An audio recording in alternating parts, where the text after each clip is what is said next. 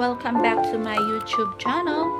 For today's vlog, I'm gonna make again the smoothie since I have a lot of ingredients from my screencast recording video. So meron kasi akong dragon fruit, meron akong blueberries, and meron akong papaya. So inano ko lang siya guys, hinati-hati ko lang kasi masyado siyang madami.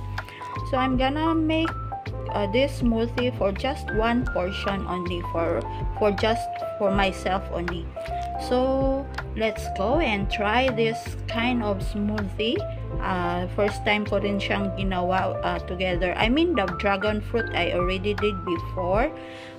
This papaya, together with this papaya, it's my first time, so I'm gonna try the taste.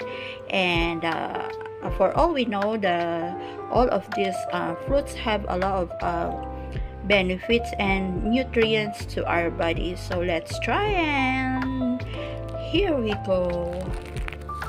So I have the blender here on my side, so I'm gonna put these blueberries first, and then my papaya,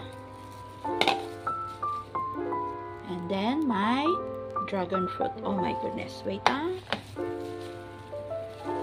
I put it slowly. Ayan.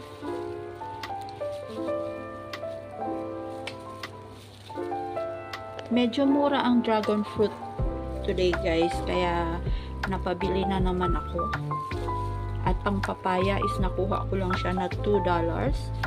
Pero pagka binili mo siya sa supermarket is nasa $4. So double price siya.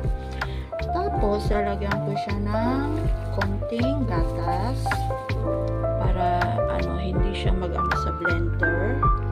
Ayan, konting gatas and ice.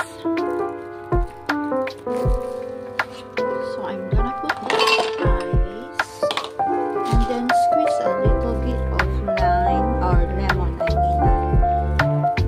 Since I have one slice of lemon here, wait tanggalan ko lang siya ng buto.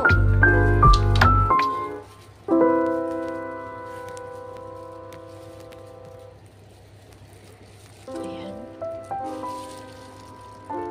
Ayan, mekos-mekos na yan dyan guys sa loob.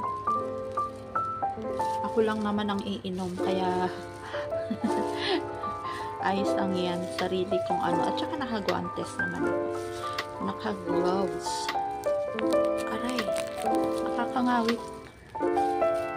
So, ayan. Takpan na natin. At i-blend.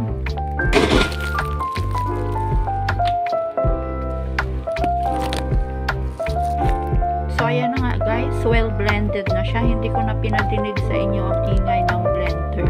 So, ayan. Let's try.